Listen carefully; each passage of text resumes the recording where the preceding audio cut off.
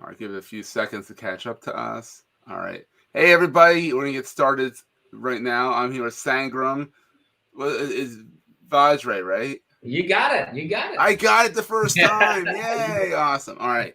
So in 3, 2, 1. Hey, everybody. Welcome to another edition of the Entrepreneurs and Enigma podcast. I'm Seth. With me today is Sangram Vajre of a bunch of different things. Of the co-founder of Terminus, which is an ABM, account-based marketing platform of sorts. We'll talk about that. He's also the brains behind ABM in general. He's a prolific author. He has 3 books out there. His most recent one is Move, the 4 questions you have to ask to go to market. So that kind of thing. That's a great one. ABM to B2B. He has a Flip My Funnel podcast. I mean, literally, this guy doesn't sleep. And in addition to that, he has a great community called Peak.Community, which I'm a member of. Love it. It's a bunch of marketers in there, not trying to sell each other, just trying to help each other get 1% better. Is it every day or every week? Yeah, every week. A lot of people. I was being ambitious.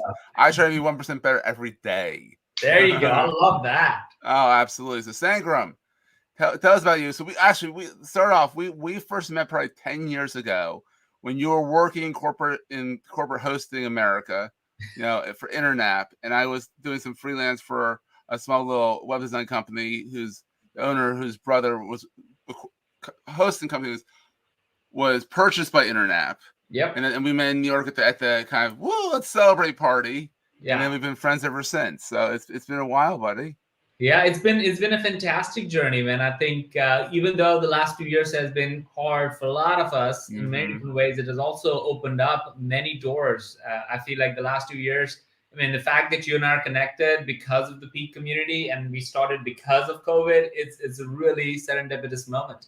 Yeah. Oh, so Peak started at COVID. Is it what? Yeah. I mean, year and a half ago, or almost a year and a half ago now that we started, Judd and I really, we are community people. We love community, and there no events were happening. Everything stopped. So we're like, how do we engage? And there were so many people at that time. Marketers would reach out to either him or I, because he's in recruiting and staffing, and I've been a CMO a few times. Would say, how do you become a CMO? How do you become a better marketer? And we're like, well, we can't do this one-on-one calls all day long. Let's just bring and build a community, and try to keep it sales free. Let's not have any sponsors. So it's literally, as you know, you've been in it. Is like it is. Yeah, it's fantastic. Global in nature, so people from all over the world are in there, and it's been fun.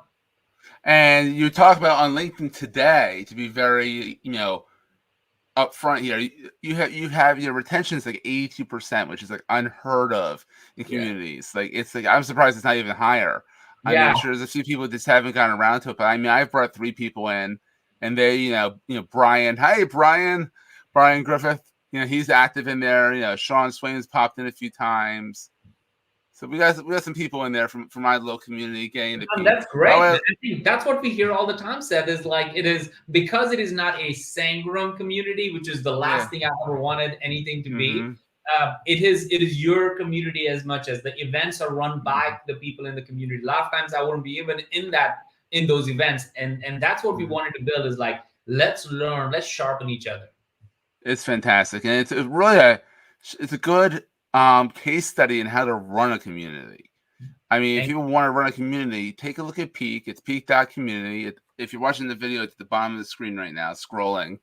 But it's fantastic, and it's a good way for you to give back and share, and it's such a fantastic community just to chat, and just you don't feel lonely because everyone's out there kind of helping each other out. It's fantastic. Yeah. And one of the things I posted this morning that you probably are referring to is like Judd, who's my co-host and co-founder in this community. He does onboarding for every single member. Like, this is not like, oh, you're in and you don't know. No. Every Friday, he does 2 onboardings because of different time zones, one in the morning, one in the evening. And he would talk to every person who joins every week to tell them, like, hey, look, this is a real person. It's helpful too. He's tremendously helpful. So I think it's just great people. It's great people. And talking about great people who love to talk about marketing and all that, Fill me in. I kind of get ABM, but fill the audience in. What the heck is account-based marketing versus regular marketing?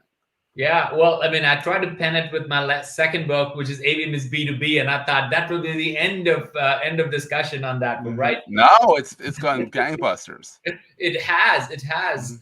And what's interesting is it's really no different than better marketing and sales. So I think about it as in B2B, we all know these three things. Number one, we know there's more than one person making a buying decision. So it's a committee, you have 4 or 5 people, sometimes maybe even 7, based on some studies, part of the decision-making process. Number two, we know that the sales cycle is longer. You don't just go and get something. You kind of go through the motions in it, right? And that's why there are sales process and sales and marketing is so important. And number three, ultimately, if you make a bad decision, you'll get fired. Like it's just plain simple. Plain simple. Right. So based on those 3 reasons, like what account-based really is, that you when you hire salespeople, their title is account executive. It's not a lead executive, which means the salespeople has forever known that they sell into accounts that are made up of more than one person, and they have a longer sales cycle, and their job is to build relationships so they feel they can trust it, so they can buy it and get promoted in their organization. So ABM is a way of getting organizations to wrap their hands around the entire buyer community and be able to make sure that they're making the right decision. And that's really what ABM does. That's awesome. I mean, it's a great way of thinking about it, because I mean, in the small business, you usually go out and you deal with one person. Mid-level business, you're talking to maybe 2 or 3 people, maybe. But when you talk to enterprise, it's like there's a whole department of procurement, for crying out loud. It's insane. Yeah. So that's your second book. Now your third book, the first book was the ABM for Dummies book. So it was the quintessential, almost required book you have to write when you come up with a new strategy. You have to write the For Dummies book. So right. I'm gonna have that coming to me tomorrow, because I didn't even know you wrote that book. So I put that up this morning. But the next one is Move, the 4-question go-to-market framework. Fill us in on that. And that was written with Brian Brown. Yeah, it's been such an incredible time set of research in the last 2 years. Really, at COVID, you can pick up the phone and talk to anybody. So I literally took advantage of it, and we interviewed Jeffrey Moore, who wrote Crossing the Chasm, and Brian Halligan, who was the CEO of HubSpot, to incredible people, VCs, investors, all across the board. And what's interesting is there is a research that people can look at. It's called the Sas Value of Debt. Anybody can Google that, Sas Value of Debt. And it shows that it is incredibly hard to even get to 10 million revenue. It's like 0.4% of the companies get to 10 million. But what's even worse, Seth, which shocked me, and the genesis of this book, is that companies between 10 to 50 are even lower percentage of companies actually get there. So it's called the value of debt. You hit, like, so if it's 1 million is here, 10 million is here, and the number of companies who get to 50 million is even lower. You can't even see it on the screen, as low as they go. It's like 0.04%. And the reason they cited out, it's a study from McKinsey and others, was the reason companies don't survive after 10 million especially is because those companies, it's not because their vision all of a sudden becomes outdated. Their vision is as real as it still is. It's not because they can't hire great team members. As a matter of fact, they can. They may be different at different stage, but they can. But what's interesting is the reason they die is because, based on McKinsey study and others, was because their go-to-market never evolved. Right? Your go-to-market at an early stage needs to evolve from what it is at a problem market fit, what we call in the book, to product market fit, and then platform market fit. If those are the 3 stages of the business, your go-to-market has to be completely, literally, completely different, like almost a different company. And that's why companies fail, and that's why we wrote this book, so we can help companies navigate those that value of debt. Oh, it's a great book. I was lucky enough to get an advanced copy. Lucky me. And but it was a page turner. I mean, I finished it in like 3 days. Yeah. It was like, I have to read this book. It was something that, even for a small 1 or 2 person shop like myself, it's still good to know, because I'm dealing with other people and other businesses that are bigger than I am. Well, hopefully they're bigger than I am. That's my goal, at least. And the idea is, I can just say, hey, here's this book. You need to go read this book so we can make you successful. And it's fantastic. Yeah, man. I think what's also interesting, Seth, or period of time, what I learned from the book, the research for the book, is that go to market, just like ABM. Like, it's so interesting. ABM is nothing new. To go to the right company and surround your arms around the entire. I mean, like salespeople always knew that's why their title is account executive, right? So it's nothing new. Go to market is also nothing new.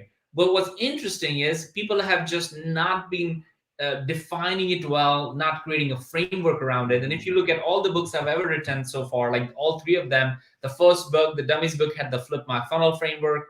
The second book that I wrote, ABM is B2B, had the team framework. And now, as you look at this book, The Move, the 4-question go-to-market framework, has the Move framework. So to me, I love practical stuff, not just inspirational stuff. I love stuff that people can take and implement tomorrow in their organization and see how it works. So my goal and hope is that people would not be just inspired, but rather create a change and transformation in their organization.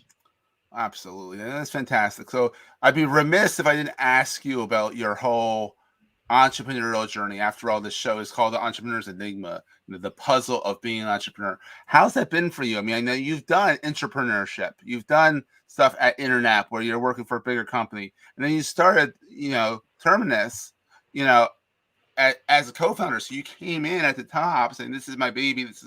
We're implementing ABM. This is what we're doing for people. What was the entrepreneurial journey? How's that been for you?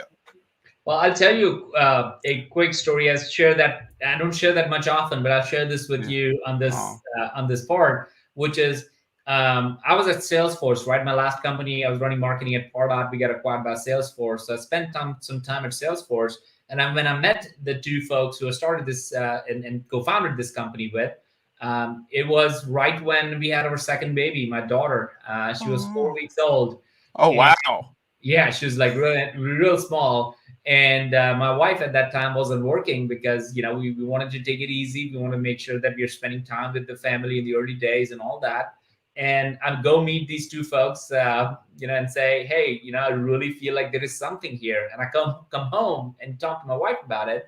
Her name is Manmeet. And I said, Manmeet, I think I want to do this thing. And she was like, we can't afford it. You just had a 40-year-old baby. Yeah, we're like 4 weeks old baby, like oh, wow. second baby, right? Like second kid. So, and I'm like, yeah, you're right.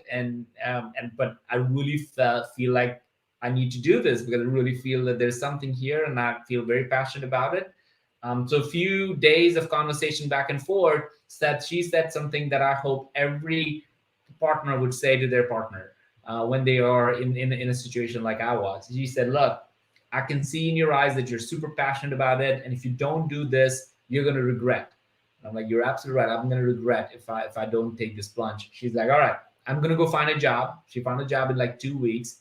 We put our baby with a 4 or 5 week old baby. Wow. With a 4 or 5, we put her in daycare. And she said, but here's the thing. I'm going to give you 1 year. In 1 year, show me this thing has legs. Otherwise, you're going to go find a real job. Well, that sounds like a good partner there. That's good part, right?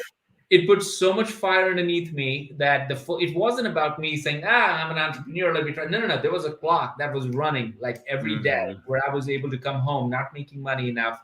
And my wife was working with 2 kids. At the end of the day, it does get more on the woman and your wife when you have a baby than a guy. It's just the truth. So, and then she's doing all this stuff while I'm trying to build a company and really trying. So for me, the first year was to prove that this has legs because I couldn't imagine going back to work full time anywhere else at that time. And I'm so grateful for that.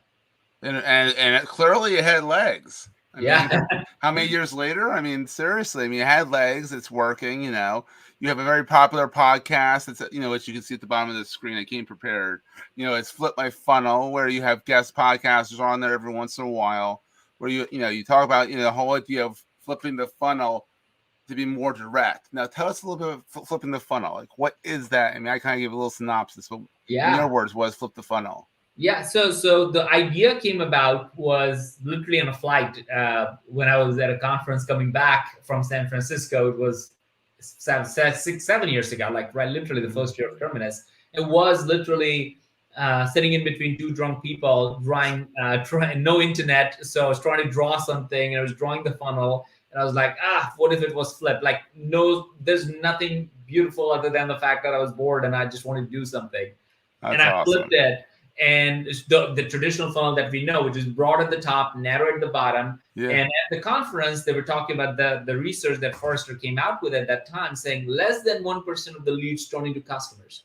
And the reason is because hundreds come in and only one become a customer. I'm like, that's crazy. Why would we get 100 customers, especially in B2B, when you know who your target audience and target customers? You're not selling a Nike shoe, you're selling the software to a particular audience. So you should know who your target audience. So who are your target audience? And they were talking about that funnel. I'm like, what if it was flipped?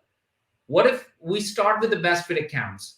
What will happen? And so the new stage is that became flip. My funnel was identify the best fit accounts. So if you're selling to financial services, Fortune 500 companies, guess what? There are no more than 500 companies in Fortune 500 list, and there are only a few in financial services. So that's your list. That start identify the list there, and then go after them. And then so the funnel was literally that: identify the best fit accounts, engage with them, and turn them into advocates. And that became the idea. Another way of showing ABM that people understand. People understood funnels, and we just flipped it, and that became a movement in a way. Oh, it became a movement, all right. And then ABM, which is kind of tied together, it became a movement. Now I hear other people say, "Oh, I'm talking about ABM today." I'm like, okay. Yeah. I mean, I know the guy who came up with it. So I like listening to your take. I like listening to your take, and then listen to how other people have implemented it. Yeah. How they're like, well, this is how we took this idea and we ran with it, and this is our take on ABM. And the thing is, I feel like a lot of people in the marketing space get stuck on the term like account-based marketing. What is that? You explained it perfectly well. It's focusing on the department, on the company, not just that one Joe in procurement, because that one Joe in procurement is one guy in all procurement.